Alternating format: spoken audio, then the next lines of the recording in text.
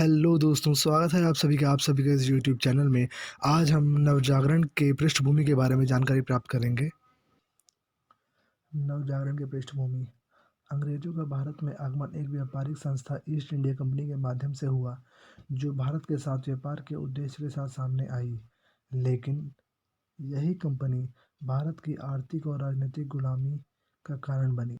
1757 ईस्वी में प्लासी के युद्ध में बंगाल के शासक सिराजुद्दौला की पराजय के बाद ईस्ट इंडिया कंपनी का साम्राज्य धीरे धीरे सारे भारत में फैलता चला गया।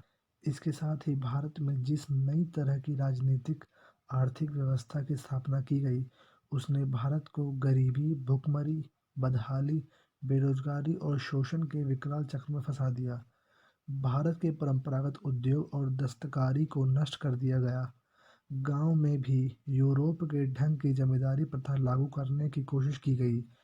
किसानों को जबरदस्ती निर्यात के लिए उत्पादन करने को मजबूर किया गया। भारत में लाखों आदमी भुखमरी से मर रहे थे और अंग्रेज यहाँ के व्यापार और उद्योग धंधों का नाश करके देश को पूरी तरह खेतिहर बनाकर यहाँ के किसानों का शोषण कर रहे थे। इस अंग्रेजी राज के समर्थन में रेल तार के चलन का बार बार उल्लेख किया जाता था और कहा जाता था कि अंग्रेज न आते तो इसके बिना भारत अंधकार में पड़ा रहता। अंग्रेजों ने इसका चलन भारत से कच्चे माल के निर्यात के लिए और हुकूमत को मजबूत बनाने के लिए किया। हिंदी लेखकों में इन सब का चलन हुआ, पर इसके लिए वहाँ अंग्रेज का या किसी विदेशी जाति का शासन कायम करना जरूरी नहीं हुआ।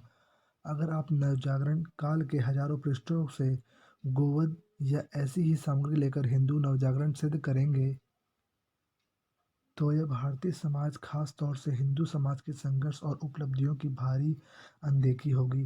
किसानों से मनमाना टैक्स और लगान वसूल किया गया तथा जमींदारों के माध्यम से उन पर हर तरह के जुल्म ढाए गए। शोषण और उत्पीड़न मुगलों के काल में भी था, लेकिन किसानों, दस्तकारों, कारीगरों की ऐसी दुर्दशा इससे पहले कभी नहीं हुई थी। देश की आर्थिक दशा का चित्रण तत्कालीन लेखकों ने अपनी रचनाओं में प्रचुर मात्रा में किया है। अकालों का वर्णन, टैक्सों का अधिक भार, खेती की दुर्दशा, उद्योग का नष्ट होना तथा देश की दौलत का विदेश जाना आदि ऐसी बातें हैं जिन पर उनका ध्यान गया। उस समय के सामाजिक राजनीतिक नेताओं और राष्ट्रवादी बुद्धिजीवियों का भी ध्यान देश की गरीबी, भुखमरी आदि की तरफ गया। इससे मुख्यतः दादा भाई नौरोजी, रमेश चंद्र दत्त, महादेव गोविंद रानडे, बाल गंगाधर तिलक का नाम उल्लेखनीय है।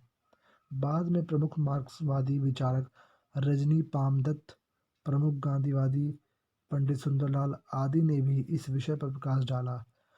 अंग्रेजों के आगमन के समय और उसके पहले का भारत देखें तो वह अपेक्षाकृत अधिक खुशहाल था।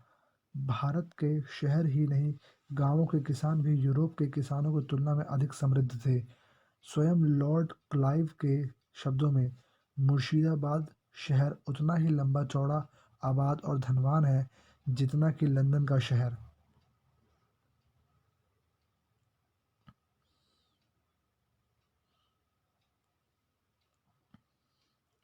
अंतर इतना है कि लंदन के धनाढ्य के पास जितनी संपत्ति हो सकती है, उससे बेतहा ज़्यादा मुर्शिदाबाद के अनेक व्यक्तियों के पास है। किसानों की दशा पर टिप्पणी करते हुए अंग्रेजी इतिहासकार लेखक एस.सी. हिल लिखते हैं, मैं समझता हूँ कि सामाजिक इतिहास के हर विद्यार्थी को स्वीकार करना होगा कि 18वीं शती के माध्यम से बंगाल के किसान की हालत उस समय के फ्रांस या जर्मनी के किसानों की हालत से बढ़कर थी। लगभग यही स्थिति पूरे देश में थी। इसके विपरीत अंग्रेजों के आने के बाद बंगाल में रुपया कम होता जा रहा था। हर साल बेशुमार नकदी लादकर इंग्लिस्तान भेजी जाती थी।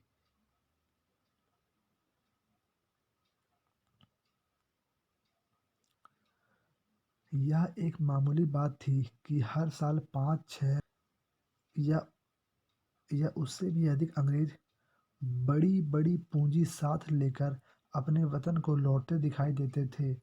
हर जिले में पैदावार कम होती आ रही है और असंख्य जनता दुष्काल और महामारी से मिटती जा रही है, जिससे देश बराबर उजड़ता जा रहा है। अंग्रेजी राज का प्रभाव देश की आर्थिक स्थिति पर भी प्रतिकूल पड़ा। आधुनिक भारत की नवजागरण की चेतना का विकास सन 1857 ईस्वी के स्वाधीनता संग्राम से शुरू होता है।